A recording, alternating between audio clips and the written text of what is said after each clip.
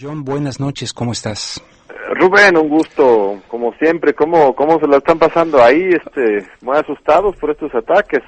Bueno, evidentemente es una situación bastante penosa, bastante dolorosa. El mundo no para de dar este tipo de espectáculos, de violencia, y ahora nos ha tocado por acá en San Bernardino. Sin duda, ¿no? Pero es una situación, es un estado ya de cosas en el mundo, John, tú lo sabes perfectamente bien. Y es una pena. Hay muchísimos puntos de vista para analizar esto. Fíjate que yo ahorita venía para acá, no sé si conoces bien dónde está KPFK, pero hay que pasar por los Estudios Universal en una calle que se llama Lancashire y está totalmente cerrada, bloqueada. Tuve que darle la vuelta a todos los Estudios Universal, ir hasta donde antes estaba la NBC en Burbank, y vengo llegando, por eso empezamos un poquito tarde, unos minutos tarde, por esa calle cerrada. Bueno, oye, John Ackerman, vas a estar acá en Los Ángeles, California. Hablé con Miguel Tinker Salas, vienes a presentar tu libro a Los Ángeles, California, un libro que recientemente estuviste en CNN con Carmen Aristegui, has estado en la Feria del Libro de Guadalajara, un libro muy, muy oportuno, muy importante. Déjame decirte que, alguna vez entrevisté a Lorenzo Meyer sobre el tema, aquí lo hablamos. Yo me muero de ganas de leer tu libro, porque de alguna manera en un prólogo ya Lorenzo Meyer dibujaba esta escena en la que tú le dedicas todo el libro, donde evidentemente eso de que en el 2000 México pasó a la democracia, todo este cuento de los 70 y tantos años de que terminó el PRI, fue, en mi opinión, ¿verdad?, un gatopardismo, que todo cambie para que nada cambie, y tú ahora le dedicas un libro. Me parece importantísimo, pero no lo he leído todavía, o sea que te voy a entrevistar sin haberlo leído, porque no lo tengo, no sé dónde comprarlo acá en los Estados Unidos. Sí, se puede conseguir, pero más bien sí me voy a llevar algunos ejemplares, porque entiendo que no ha llegado totalmente al mercado estadounidense. Sí me da muchísimo gusto hacer este viaje. Voy a estar, justamente llego mañana a medianoche, y el viernes estoy primero a mediodía en Pomona, ¿no? Esta universidad donde trabaja nuestro amigo Miguel Tinker, una gran universidad, colegio. Vamos a tener el lujo de estar ahí el mediodía, y luego el viernes a las 7 de la noche pues vamos a estar precisamente en San Bernardino, a las 7 de la noche en el Community Service Center ahí en Bernardino, y yo creo que va a ser interesante pues conversar con los colegas de ahí y hacer algunas comparaciones entre la barbarie y la violencia y la muerte que nos afecta en México, y lo que pues desde hace mucho tiempo también afecta a los Estados Unidos, porque al fin de cuentas es la misma violencia, surge del mismo sistema que fomenta las armas, las drogas, la descomposición social. Y luego el sábado voy a estar en Los Ángeles, en el sindicato el SEIU, Ajá. Ahí en Wilshire Boulevard, el sábado a las 6 de la tarde. Y también vamos a dialogar ahí con los sindicalistas, los latinos, los mexicanos que están ahí. La idea aquí es presentar el libro, pero también pues ir construyendo, Rubén, enlaces, puentes de trabajo en conjunto, de reflexión en conjunto, porque no vamos a poder salir de esta situación o confrontar esta barbarie a través de este fracaso democrático, no solamente en México, sino también en los Estados Unidos, si no nos unimos, los mexicanos, los latinoamericanos y en general Norteamérica, tenemos que trabajar juntos y fomentar esta conciencia. Absolutamente.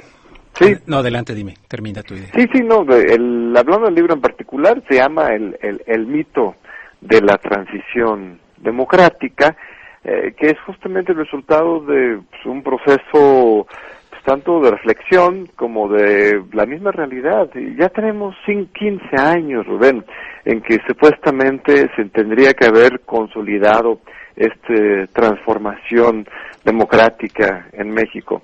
En el año 2000 llega Vicente Fox, todo el mundo se emociona de que ha habido el PRI a su casa, y de repente empezamos a frustrarnos. decepcionarnos, pero todavía seguimos con esa esperanza de que tarde o temprano se va a consolidar esta democracia, que esa transición se va a concretizar. Pues lo que yo estoy reflexionando hoy, viendo la situación en México, es que pues esta democracia, si bien nos mantenemos con una gran esperanza democrática, esta transición pues ya naufragó. Ya terminó en una situación terrible en que hoy estamos, pues, no igual, hay cosas diferentes, pero sí estamos, en cierto sentido incluso peor, y estamos igual de autoritarios que antes. Y lo ves muy claramente, los asesinatos de los periodistas, la represión en contra de defensores de derechos humanos, la separación de estudiantes, la censura en los medios de comunicación, Rubén, este despido totalmente injustificado de Carmen Aristegui recientemente es un ejemplo claro. Tú mismo, Rubén, tendrías que tener un programa en horario AAA aquí en México. ¿Por qué no estás, Rubén? Por las mismas fenómeno de la censura, que es tampoco ajeno a los Estados Unidos. La verdad es que una tesis aquí en este libro es que México está caminando hacia un sistema político cada vez más similar a los Estados Unidos, y esto no es buena noticia, Rubén. Estamos perdiendo nuestras raíces, nuestra historia de lucha, de trabajo social a favor de nuestros vecinos, este espíritu comunitario y democrático que viene de la Revolución Mexicana. Permíteme interrumpirte tantito. ¿Sí? Estás diciendo cosas realmente muy, muy importantes. Pero fíjate, a mí me gustaría decirte que efectivamente mucha gente acá en los Estados Unidos, todavía mucha gente, desafortunadamente, cree que México en el 2000 con Vicente, todavía llega Vicente Fox acá y lo reciben muchísimas personas como el apóstol de la democracia mexicana, que le puso punto final a más de 70 años. Yo ya te he escuchado a ti decir esta división que haces de que no empezó el PRI como tal en 1929 con el Partido Nacional Revolucionario. En fin, es interesante lo que dices ahí, pero a fin de cuentas hubo una etapa de este partido que logró dirimir, logró, digamos, institucionar las contradicciones mexicanas que se resolvían a punta de pistola y de levantamientos militares en diferentes partes del país, y de alguna manera aglutinó incluso una especie de capilaridad social dentro de ese mismo partido que fue evolucionando con el cachorro de la revolución, Miguel Alemán, como tú bien señalas, ¿verdad?, al Partido Revolucionario Institucional. Pero el proceso, pues, de gestación de ese monstruo partidista en un momento dado, sí empieza en 1929, ¿no? Así es. ¿No? Bueno, pero a fin de cuentas, en el 2000 la gente, mucha gente sigue pensando el apóstol de la democracia del señor Fox, que luego cometió errores, excesos, en fin, pero que cambió para bien el país. Uh-huh. Y yo digo, fue falso, fue absolutamente un gatopardismo. Fue elegido, fue un producto como el de la Coca-Cola, el señor Vicente Fox. ¿Verdad? Un producto como anuncio de Marlboro con sus bigotes y sus botas, toda una mercadotecnia. Tú sabes que ahora existen todos estos asesores para generar un producto que lo someten disque a votación, y no hay tal, o sea, lo que te estoy diciendo, no hay tal democracia. Por eso me muero de ganas de leer tu libro. ¿Qué nos dice tu libro sobre eso? Lo peor ahora, Rubén, es que nos quieren vender otra vez el mismo cuento. Es increíble, como dicen, el burro al trigo. Regresa una y otra vez. Ahora nos quieren vender la idea de que quien va a transformar México ahora sí en sentido democrático son los llamados candidatos independientes, sí. Por ejemplo, el Bronco, el León, sí. Estos que yo que conozco también el sistema político en los Estados Unidos, ustedes que están ahí lo saben muy bien. Esto de las candidaturas independientes, pues no son candidatos ciudadanos. Los candidatos supuestamente independientes son individuos con una gran cantidad de dinero atrás. ¿Quién fue candidato independiente de presidencia más recientemente en los Estados Unidos? Ross Perot, sí. El gran magnate petrolero que pues era una versión hoy de Trump, Donald Trump mismo. De alguna manera, sí. Si él no recibe la candidatura del Partido Republicano, se va a ir de candidato independiente. Entonces, y esto es así se presentaba Fox también, el gran empresario Coca-Cola que iba a deshacerse de los partidos corruptos. Entonces, otra vez nos quieren vender esa idea en México de que este sistema de los individuos con dinero, que al final de cuentas el sistema vendido, la democracia de dinero de los Estados Unidos, es lo que nos va a resolver el problema en México. Pero eso ya lo vimos, eso ya lo hemos visto, y el fracaso es terrible. ¿Qué ocurre en estos 12 años del PAN, del Fox y Calderón? Básicamente, a nivel ejecutivo federal, no mucho, sus mismos gabinetes fueron llenados de priistas muy importantes, sobre todo en las carteras más importantes de finanzas, de fuerzas militares, por ejemplo, y también durante estos 12 años se aumentó el poder de los gobernadores del PRI, los gobernadores feudales que controlan con mano de hierro y con gran corrupción a sus estados. Y esos gobernadores, ese séquito, ese grupo de gobernadores corruptos, el sector más atrasado del PRI, es el que llega a la presidencia de la República en 2012. ¿Quiénes son? Enrique Peña Nieto, Miguel Ángel Osorio Chong, Murillo Karam, Choi Fett, Pedro Joaquín Caldwell. Todos estos señores son exgobernadores de estados que han sido gobernados por un solo partido desde hace 86 años, sí, Rubén. Sí. El Estado de México, Hidalgo, sí, Veracruz, Quintana Roo, Coahuila, sí, Tamaulipas, todos estos estados, jamás ni siquiera han vivido una alternancia en el poder. Entonces estos señores, aunque quisieran hacerlo, no saben ni conocen lo que es un sistema democrático. Ellos vienen de feudos estatales de los más retrógrados, y ese es el sistema que ellos han impuesto y continuado al nivel federal. Por eso tenemos tantos asesinatos políticos, desapariciones de periodistas, manipulaciones de las instituciones, porque así es como están acostumbrados a operar en sus estados. Entonces todo México se ha convertido en una copia del Estado de México, lo cual es evidentemente un retroceso, Rubén. Absolutamente. Además, lo has dicho tú, ¿no? O sea, no puede haber democracia sin un Estado de derecho. Y en México no existe un Estado de derecho. Además, esto que estás hablando de la cuestión de Estados Unidos y que es una violencia común, pues a mí me gustaría preguntarte en ese sentido el papel un poquito de Estados Unidos, porque ha habido mucha presión. Por ejemplo, Human Rights Watch tuvo mucha presión para que el presidente Barack Obama se pronunciara por el tema de los 43. Uh-huh. Y en este encuentro que tuvieron Peña Nieto y Barack Obama acá en los Estados Unidos, y por esta presión finalmente mencionó algo delante de Peña Nieto que la prensa manejó, incluso pusieron una fotografía como que Peña Nieto se le quedaba viendo feo a Barack Obama. Uh-huh. Pero a fin de cuentas, como bien dice desde mi punto de vista Edgardo Buscaglia, dice, mientras los Estados Unidos estén más bien aceptando los negocios que se están generando con las reformas, la energética como algo fundamental, y se esté haciendo de la vista gorda con todo este tipo de situaciones. Otros han dicho, y yo pienso que con razón, que si en Venezuela estuviese pasando la violencia y las violaciones a los derechos humanos que ocurren en México, dicen Estados Unidos ya hubiera invadido Venezuela, ¿no? Pero ¿cómo ves todo esto? El papel de los Estados Unidos, el vecino del norte. Es una gran hipocresía, y es yo no diría que están haciendo la vista gorda, sino que es una abierta complejidad, Rubén.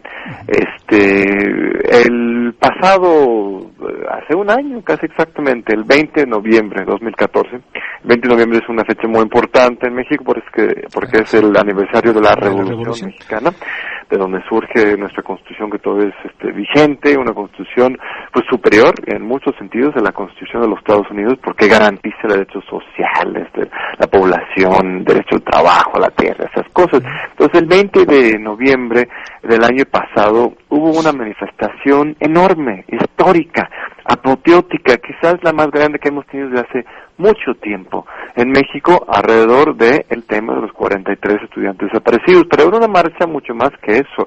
Fue una marcha en que todo el mundo en unísono gritaban y reclamaban la renuncia de Enrique Peña Nieto, en que se repudiaba no solamente al presidente esa cuestión de desaparición de los estudiantes, sino la privatización del petróleo, el regalo de este petróleo a las grandes empresas transnacionales.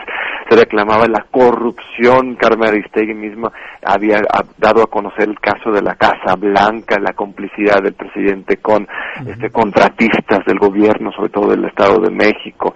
Y era un gran momento en que convergían casi 1 millón de personas en el Zócalo capitalino.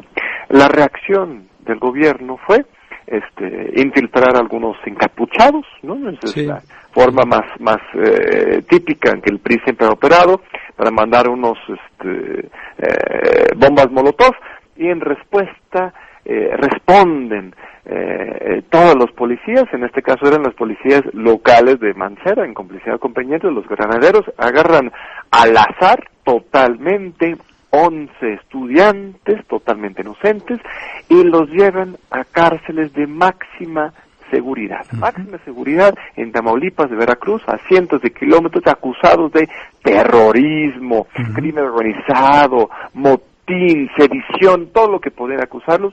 Tuvieron que dejarlos libres un par de semanas después, porque no había nada en su contra. ¿Y sabes lo que dijo los Estados Unidos en este contexto? Absolutamente nada.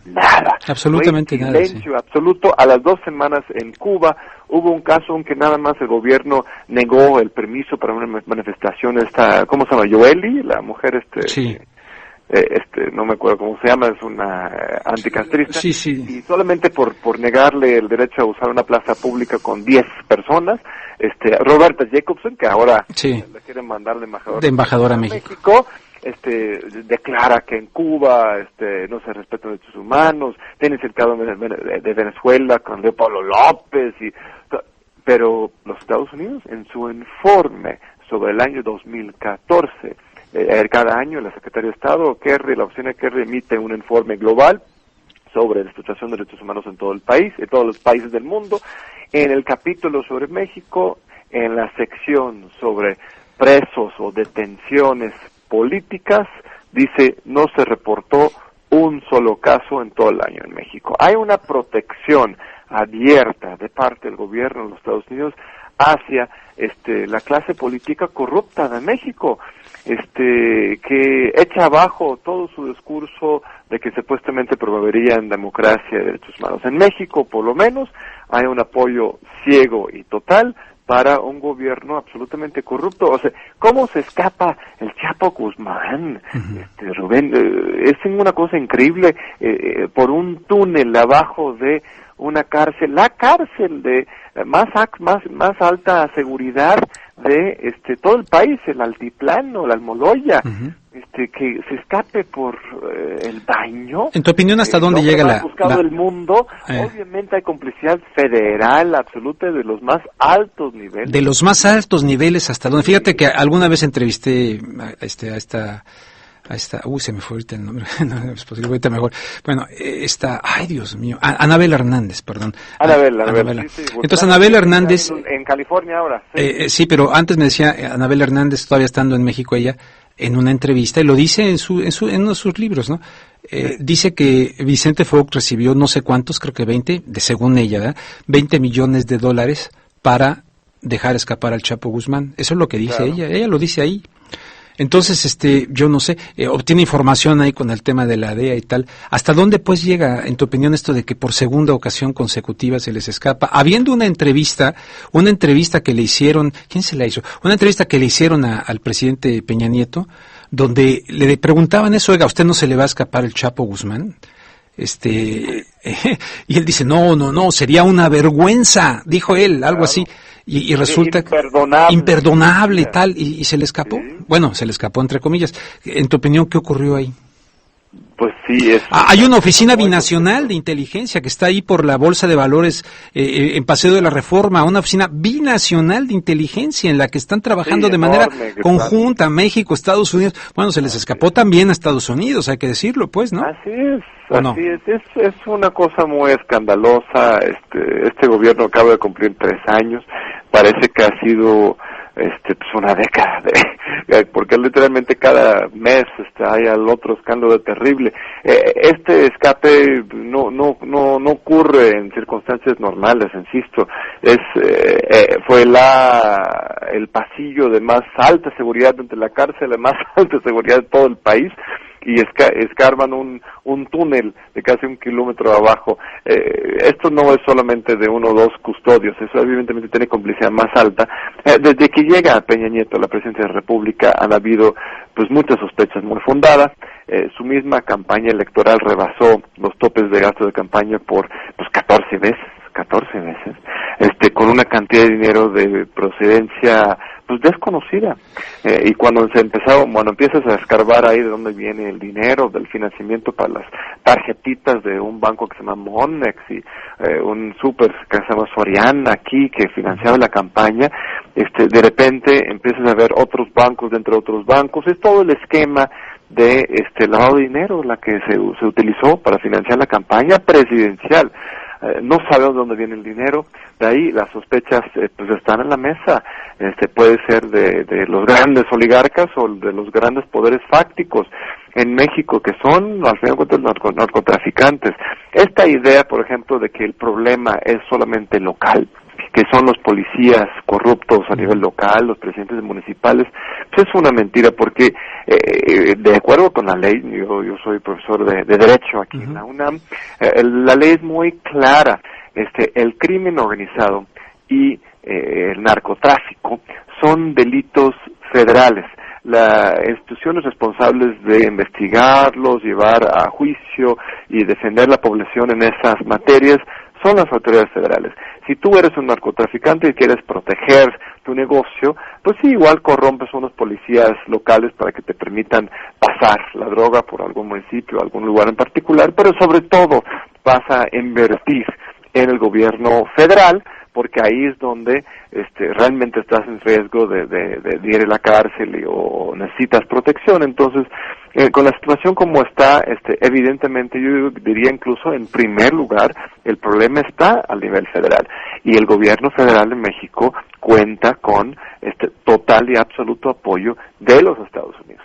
Y esto es algo muy grave, y esto también es una oportunidad. Por eso también vamos a Los Ángeles para hablar con los colegas y compatriotas mexicanos y estadounidenses en general, porque una alianza entre transfronteriza sí podría intervenir en cambiar esta coyuntura, Rubén. Yo estoy confiado. John, tú consideras, tú dijiste, escuché la entrevista que tuviste con Carmen Aristegui y dices algo de que es un mito también, ya que tu libro está hablando con John Ackerman acerca de su libro El mito de la transición democrática, que va a presentar también acá en Los Ángeles, California, y dices, es un mito que la sociedad mexicana esté adormecida, que no esté en lucha. Yo ahí digamos que pondría matices, ¿no? Hay mucha gente que sí está luchando, hay mucha gente que sale a las calles, y hay mucha gente que se queda en sus casas y en las charlas de café o de domingo, o cuando yo voy a México, más o menos sí le entran. Pero las veces que he visitado por allá, después de leer las redes sociales, yo digo, voy a llegar a México, y hay una efervescencia de espíritu crítico, y resulta que no. Resulta que incluso en ámbitos cercanos, de familia, mucha gente está en la apatía total. La última vez que estuve por allá, el tema de moda era lo del entrenador de la selección, el Piojo, y en los medios de comunicación le dedicaban más tiempo a quién iba a ser el sustituto del Piojo cuando se estaba devaluando el peso o se estaba depreciando, en fin. Pero en mi entorno, con personas hablando y todo, de repente veía una inercia, John, donde no es que te contradiga, no vivo allá, voy de manera y regreso, pero sí encuentro también mucha gente atrapada. Evidentemente los medios de comunicación están jugando un papel determinante, siguen siendo efectivos en la fabricación de una percepción del mundo y de la resignación. No sé si me equivoco. Sí, hay todo, evidentemente, hay todo un proyecto muy bien planeado, organizado para ir minando la conciencia y la seguridad, el amor propio de los mexicanos por medio de estos programas de televisión, de generar la apatía, generar el desinterés, esta misma guerra militarizada, cuestión del narcotráfico, que llaman guerra contra las drogas, también está diseñada para desarticular las comunidades. Ya hemos estado perdiendo toda una generación de jóvenes a esta violencia, a este conflicto. Son ya unos 60,000 muertos con Peña Nieto, cuando ya teníamos unos 100,000 con Calderón. Entonces, tanto materialmente con la violencia como en la cuestión de la conciencia, ideología, por medio de los medios de comunicación, evidentemente hay un gran proyecto para ir desarticulando y minando el espíritu crítico, la solidaridad y la conciencia de los mexicanos. Sin embargo, no han ganado todavía, no nos han derrotado. Yo todavía siento y percibo que también viajo entre los dos países mucho. Yo nací en los Estados Unidos, sabes, pero soy nacionalizado mexicano desde hace pues ya más de 20 años y me considero mucho más mexicano que estadounidense. Al final de cuentas, nacionalista mexicano en el mejor sentido, porque en México yo siento que todavía tenemos más esperanza que en los Estados Unidos. En los Estados Unidos las cosas ya están muy extremos, hay un individualismo y hay apatía muy radical. Vas a ver los noticieros locales en los Estados Unidos y pues ni siquiera están hablando sobre la selección nacional, sino sobre pues el perro del vecino y el clima, ¿no? O sea, es aún más. Bueno, la retórica, John, la retórica principalmente del lado republicano, pero en general de todos lados. Aquí en México lo bonito es que sí todavía tenemos un espíritu pues revolucionario en el mejor sentido de la palabra. De eso trata este libro, Rubén. Por eso decimos, el libro está diseñado para esto. Vamos a darnos cuenta de que esto de la democracia light que nos proponían fracasó. Tenemos que regresar a los años de los 90, por ejemplo. Cuando yo era joven, en los 90, teníamos muy claro de que teníamos que cambiar el régimen, que no se trataba solamente de jugar de un partido a otro, sino que teníamos que cambiar el sistema de gobierno como si en los 90 surgían los zapatistas, surgía el PRD con nuevo partido, que ya sabe dónde terminó, pero pues en ese momento era muy esperanzador. Y yo, por ejemplo, como un joven en ese momento veía a los Estados Unidos pues políticamente totalmente muerto del tiempo de Clinton. Y sigue habiendo ese contraste. En México tienes razón, hay mucho derrotismo, hay mucha depresión y tristeza, pero no es apatía. Hemos tenido, por ejemplo, cada año, en los últimos años, grandes movilizaciones sociales. En 2011, Javier Sicilia, el Movimiento por la Paz, conmovió a todo México y al mundo. El siguiente año, 2012, tuvimos a Yo Soy 132, también una explosión de jóvenes muy importante en la coyuntura electoral en contra de Peña Nieto. 2013 hasta la fecha tenemos una movilización magisterial de maestros en todo el país en contra de la reforma educativa privatizadora muy fuerte. Ahorita mismo hay una protesta en contra de los nuevos exámenes de evaluación de los maestros que quieren estaban imponiendo Peña Nieto. El año pasado, increíble manifestación alrededor de Ayotzinapa, que no solamente fue nacional, sino internacional, docenas de países en el mundo. Hubo unos días en que casi todas las universidades del país fueron a paro, los estudiantes cerraron las puertas de todas las universidades. Esto no había ocurrido ni siquiera en 1968, Rubén. Y pues sí, nos reprimen, nos meten en la cárcel, pero al final de cuentas, juventud, y lo veo yo cuando voy a dar clase a la UNAM, por ejemplo, que es una institución que ni los Estados Unidos ni ningún otro país del mundo tiene una institución como la UNAM. Ahí los estudiantes están despiertos, están participativos. Les falta organizarse, les falta pues un poco más orientación ideológica, quizás las redes sociales nos desorganiza tanto como nos concientiza, y eso es un problema. No quiero idealizar la situación, estamos en una situación muy difícil, pero sí tengo esperanza, y al final de cuentas este libro es muy esperanzador porque veo que México sigue teniendo muchas tradiciones de lucha social. Seguimos nada más para no ir más lejos, la Constitución mexicana viene de 1917, fue escrita al final de cuentas con la sangre de Emiliano Zapata y Pancho Villa. Ahí está ese documento que no es solamente histórico sino presente, y hacerlo valer sería una maravilla. El artículo 4 de la Constitución mexicana, nada más, quizás fuera muy técnico para algunos, pero vea el internet, lea nada más el capítulo 4 de la Constitución, son como 4 o 5 párrafos que expresan una utopía hermosa del derecho a la salud, a la educación, al agua, a la cultura, a una vida digna, Rubén. Y esto es posible en México si lográramos organizarnos, ese es el reto, ¿no? Sí, oye, te quiero hacer algunas preguntas que pasan por los diferentes temas, ahí te los voy un poquito adelantando, pero el primero va a ser el tema de la educación, y me imagino que en el libro tienes que abordar seguramente todo este tema de la educación, estoy segurísimo. Algo muy reciente, ya en mi opinión ya se está fabricando la candidatura, que es una especie de reelección de Calderón, pues a través de su esposa Margarita Zavala, ¿no? Sí. Y luego algo que en lo que tú también recientemente escribiste, de lo que a nivel mundial, pues prácticamente, recientemente, yo tengo ya algunos años de estarme refiriendo al tema de el Trans-Pacific Partnership, el acuerdo transpacífico y el acuerdo transatlántico en Europa, en fin, pero apenas recientemente por ahí existen, bueno, hubo la filtración aquella de Wikileaks, ¿no? Pero vamos por orden. Primero te diría, el señor Nuño, Aurelio Nuño, en septiembre pasado le dijo, de hecho acabo de publicar en mi página rubenluengas.com un artículo sobre este tema de la educación, por una educación que ayude a pensar, no a obedecer. Pero Nuño dice que la prioridad de este gobierno es la educación. Yo ahí hago un análisis de que, bueno, ¿en qué están pensando estos cuando utilizan la palabra educación? Porque utilizar la palabra educación es como música para los oídos. ¡Ah, qué bonito! Es para ponerse de pie y aplaudirle a cualquiera que diga, esa es la prioridad.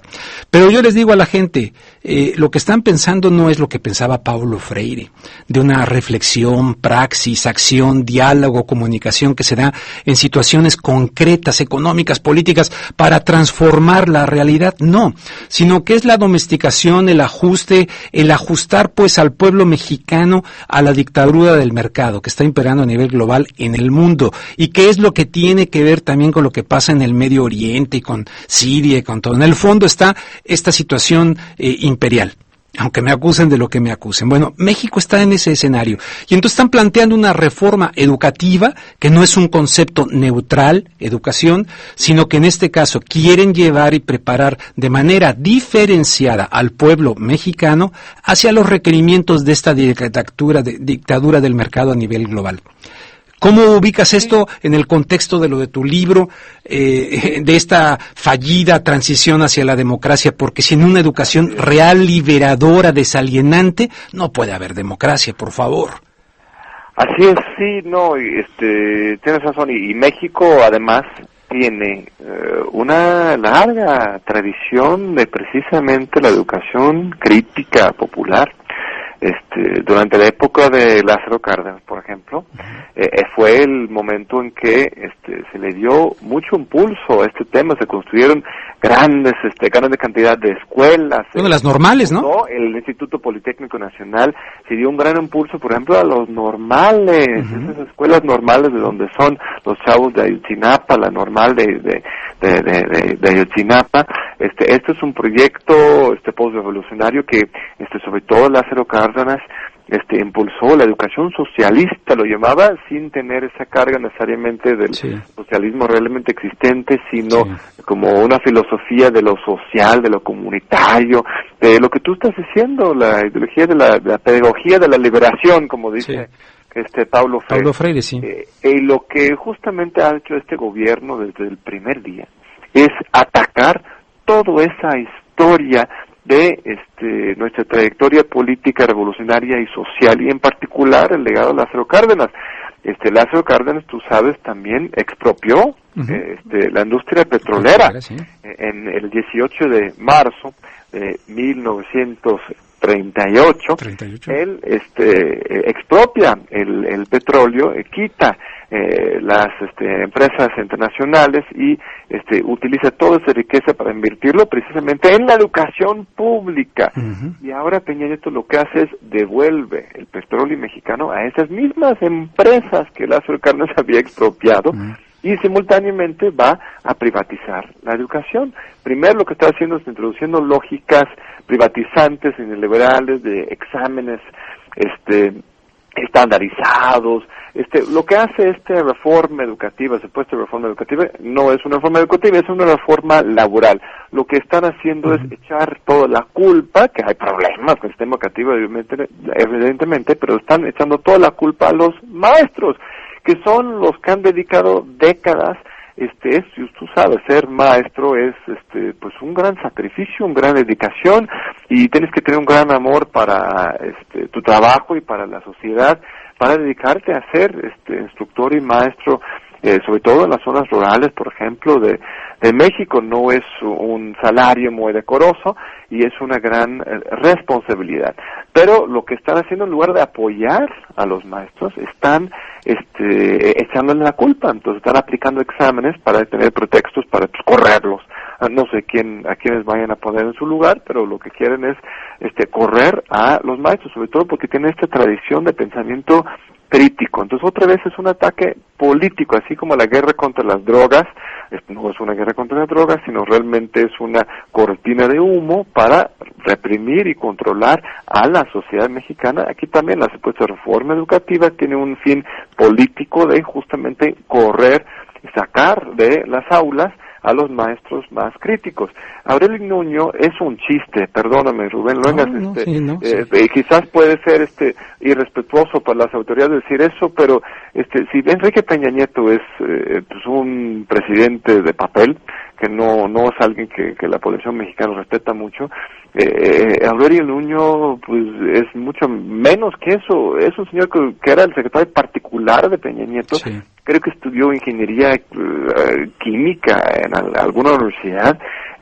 No sabe nada de educación. Lo que él ha hecho desde que llegó al puesto de secretario de Educación Pública, su gran aporte ha sido mandar las fuerzas militares y las policías federales para reprimir a los maestros de Oaxaca y Guerrero en particular, para obligarlos, llevarlos por la fuerza, que se evalúen con estos exámenes diseñados seguramente por alguna consultora estadounidense, cuyo único fin es despedir a estos maestros. Entonces, esto no es una reforma educativa y mucho menos es un espíritu crítico de desarrollo de la sociedad mexicana, ¿no? Bueno, permíteme hacer una breve pausa. Estoy hablando con John Ackerman, investigador del Instituto de Investigaciones Jurídicas en la Universidad Nacional Autónoma de México, autor, comentarista, en fin, y mañana viene a presentar acá al Colegio de Pomona y luego a la Wilshire. Estará presentando su libro El mito de la transición democrática. Me parece un tema verdaderamente fundamental. Mientras estuve yo en una estación de radio comercial, había llamadas constantes de gente que ponían en evidencia pues la ignorancia respecto a la realidad mexicana. Por eso este libro es tan importante, ojalá lo puedan leer. Ahorita seguimos con John Ackerman aquí. Vamos a lo de Margarita Zavala. Recientemente Margarita Zavala, ex primera dama, ya hace tiempo que anunció que quiere llegar a la presidencia, está muy apuntada, pero recientemente Andrés Manuel López Obrador dijo que pues ella guardó silencio porque ella trata de decir que hay una gran diferencia, ¿no? Que no es una especie de continuidad, regresando ella, y que prácticamente pues, es el regreso de Calderón y que volvemos a lo mismo, nada cambia, sigue el mismo proyecto con diferentes títeres ahí en Los Pinos.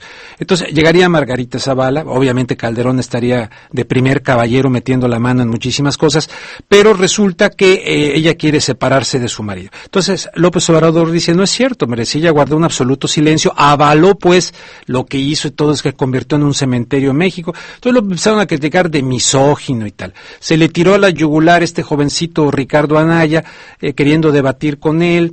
Él dijo que estaba muy pollo para debatir, en fin, pero ya se está fabricando pues la siguiente sucesión, entre comillas. Ya están ahí los think tanks, las empresas estas que crean productos, ¿no? Y ya están moviendo los hilos volveremos a un escenario como los que hemos tenido reciente en México. Nos van a imponer a la persona vía Monex, vía lo que tú ordenes, vía Televisa, vía lo que sea. Y López Obrador por tercera ocasión, por ejemplo, ¿no? Alguna situación, un escenario así ya deprimente en México, como de que es inaccesible pues la verdadera, ya no digamos la democracia, sino por lo menos la verdadera alternancia. Sí, pues eso es la sensación que tienen muchos, por eso escribo este libro, por eso le pongo este tema del mito de la transición democrática, porque pues no es un contexto democrático. Las elecciones siguen siendo determinadas por pues pactos populares, y por dinero y la compra del voto, la manipulación mediática, como siempre ha sido. En México lo interesante es que siempre hemos tenido elecciones. Algunos países tienen periodos de dictadores unipersonales, Pinochet, Franco en España, y después de eso ya tienes una elección y tienes una transición a un sistema electoral que no tenías antes. Pero México siempre hemos tenido elecciones, entonces nosotros los mexicanos tenemos pues más altas expectativas. Sabemos que la mera elección no es suficiente, queremos más, y eso es muy positivo. Y esa exigencia ciudadana. Por ejemplo, Margarita Zavala pues tiene muy pocas posibilidades de ganar, y podemos compararlo con Hillary Clinton. En los Estados Unidos ustedes lo toman como algo muy normal, que tengas Clinton esposo, Clinton esposa, Bush padre, Bush hijo, y Bush hermano, Bush otro hijo. Sí. Mira, la verdad es que el sistema político en los Estados Unidos pues sí está en muy mal estado. Uh-huh. No hay un verdadero debate, un verdadero flexibilidad y movimiento en el sistema. Y los mexicanos pues tenemos todavía pues un poco más de resistencia y de debate. No lo ves en la televisión, pero sí lo ves en la sociedad. Y Margarita Zavala pues quiere hacer eso, quiere copiar a los Estados Unidos, quiere ser la Hillary para México, pero es muy difícil porque ella no fue alguien que no participó en el sexenio de Felipe Calderón. Felipe Calderón, ese sexenio todo el mundo lo recuerda como el sexenio de el inicio de toda esta estrategia de la violencia, de la sangre. Su prima de Margarita Zavala fue una de las dueñas de la guardería de la ABC. Sí. La guardería ABC es donde murieron más de 40 niños, por todavía no esclarecido crimen. Fue un incendio, todavía no sabemos bien quién fue el responsable, pero sí sabemos que los dueños de esa guardería son responsables porque ellos no habían cuidado y tomado las medidas de protección civil correctas, y ellos nunca han sido llevados a la justicia. Margarita Zavala evidentemente no representa nada nuevo, la quieren presentar otra vez como ella misma ha dicho que ella ha considerado ser candidata independiente. El otro que nos quieren poner ahí ya lo habíamos mencionado, al Bronco, el nuevo gobernador de Nuevo León. Pero insisto, ya lo hemos visto, ya tuvimos espejismo con Vicente Fox. Yo creo que es difícil que los mexicanos se engañen otra vez con este mismo cuento. Y tan preocupados, de hecho, del observador, bueno, siempre están preocupados por él, y como dices, hacen todo lo posible para cerrarle la puerta. Ahora, por ejemplo, Manlio Fabio Beltrones, que es el presidente del PRI ahora, él está proponiendo una nueva reforma electoral, que lo que haría básicamente es terminar de sacar al observador de la televisión y la radio. No están contentos con tener todo el control sobre la tele y la radio privada, que no saca al observador, pero él sigue saliendo en los spots oficiales, porque la ley electoral mexicana de hecho es buena y obliga a que las televisoras y los radiodifusores difundan mensajes políticos sin que tengan que pagar los partidos. De hecho es gratuito, es como public service announcements, pero los partidos tienen derecho a expresarse ahí. Entonces el observador ha aprovechado este espacio para dar a conocer su programa, su campaña, y esto nada más que aunque sea poquitito, porque el PRI tiene mucho más de esos mismos espacios, pero nada más con que salga poquitito está otra vez número 1 en las encuestas. López Obrador ahorita, si las elecciones fueran mañana, ganaría, y pues si fueran limpias, obviamente. Si fueran limpias, obviamente. Un gran if, ¿no? Como dicen. Pero él ganaría la presidencia de la República. Es el político más conocido y más respetado en México, sin ninguna duda. Bueno. Entonces, están buscando todas estas estrategias. Beltrones quiere ahora pasar una ley que prohíba que el observador salga en la tele, básicamente, y están fomentando estas otras candidaturas supuestamente independientes. Veremos, estos siguientes 2 años van a ser muy interesantes. Y van por la reelección, ¿no? Viene una ley de reelección en México, ¿no es cierto? Pues no, de reelección, discúlpame, de segunda vuelta. Bueno, la reelección también, esto también es una copia de los Estados Unidos, no para la presidencia de la República, sino para los diputados y los senadores, y los presidentes municipales. A partir de 2018, las siguientes elecciones federales, los que entran en ese momento van a poder reelegirse 2 o 3 veces. Esta es otra copia de los Estados Unidos. El tema de la segunda vuelta también lo han considerado, porque es posible que en 2018 tengamos pues 6 o 7 candidatos. Y en ese caso es muy probable, por ejemplo, que salga el observador primero, porque él tiene garantizado pues un 30% de la votación, lo que ha sacado, sacó 34, luego 32%, entonces más o menos ese porcentaje tiene garantizado. Y si tienes 5 o 6 otros candidatos, es muy probable que él llegue en primer lugar, pero no. Ahora sí ya lo quieren cambiar para que vaya una segunda vuelta, para que todos pueden unirse en contra de él para la segunda vuelta. Sí. Oye, nos quedan 5 minutos, no me va a dar tiempo de platicar, de preguntarte ya del TPP, porque es muy complejo. Nos vemos el viernes en Los Ángeles y seguimos platicando, Rubén. Sí, nos vemos. Oye, nomás quiero decirte, aquí a través de Twitter, José Ángel Esparza me dice Rubén Luengas, ¿podría preguntarle a John Ackerman un comentario del fraude en las elecciones de Tixtra? Sí. A ver. Sí, muy interesante. Pues tuvimos es que hay que dar el contexto un poco. Tixtla Guerrero es un municipio pues, muy importante, históricamente le dicen la cuna de la conciencia nacional. Ahí nació Vicente Guerrero, uno de los grandes revolucionarios de la independencia de México, y Tixtla y Guerrero en general jugaron un papel muy importante en la historia de México. Tixtla también es el municipio donde se encuentra la normal de Ayotzinapa. Entonces, es muy importante. En estas elecciones últimas, en junio, elecciones estatales y federales, se llamó a un boicot, por ejemplo, electoral, sobre todo de parte de los padres de familia de los estudiantes desaparecidos, y este boicot pues fue más o menos efectivo en algunos lados, pero el municipio donde fue más poderoso fue precisamente en Tixtla.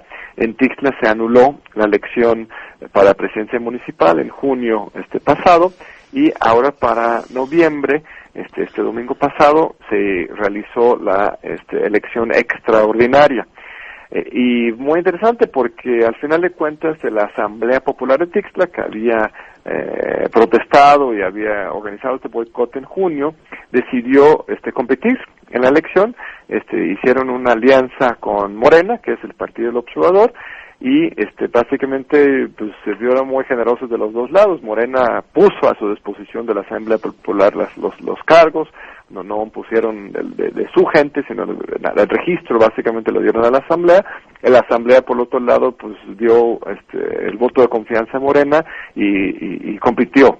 En esta elección fuimos una delegación de unos 25 personas, sobre todo de la UNAM, para observar la elección, para asegurar que hubiera condiciones limpias y democráticas, muy utópicos y ingenuos de nuestra parte, y lo que pudimos ver es pues básicamente un cochinero. Fue un operativo de compra de voto increíble. Ahora el fraude es mucho más sofisticado. Antes nada más llegaban y robaban las urnas, rellenaban de papeletas falsas. Ahora hay controles para eso.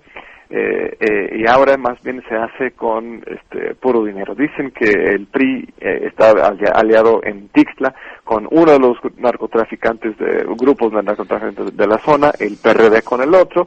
Entonces se veía ahí, fuera de cada casilla electoral, ahí estuvimos observando directamente los operadores políticos que iban palomeando sus listas, iban recogiendo la lista de votantes, de padrón electoral, para ver quién había votado y quién no había votado. La gente entraba a votar con sus celulares para sacar una foto de su voto y luego ir a cobrarlo. Costaba, nos decían los testimonios, 500 pesos el voto. Y mira, uno puede echar la culpa a los ciudadanos deberían ser más inteligentes, ¿no? Y no vender su voto. Pero no es tan sencillo. Cuando estás en un contexto de tanta vulnerabilidad, primero necesitas el recurso, y por otro lado, si tienes preocupación de que si no realizas el voto que te están obligando a hacer, te puede pasar algo.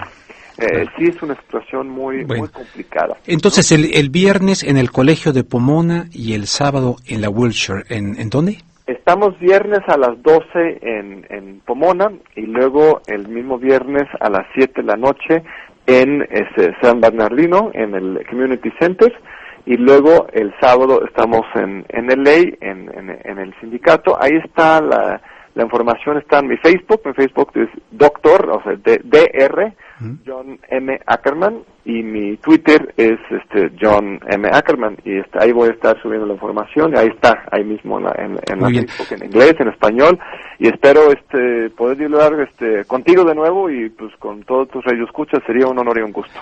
John, pues te mando un fuerte abrazo, gracias por esta charla para Contragolpe aquí en KPFK en Los Ángeles, te agradezco mucho, un fuerte abrazo pues por allá, y te esperamos acá en los Estados Unidos. Un gran honor, como siempre, conversar contigo, Rubén. Fuerte abrazo. Gracias. Bueno, amigos, pues muchísimas gracias. Gracias, José Benavides.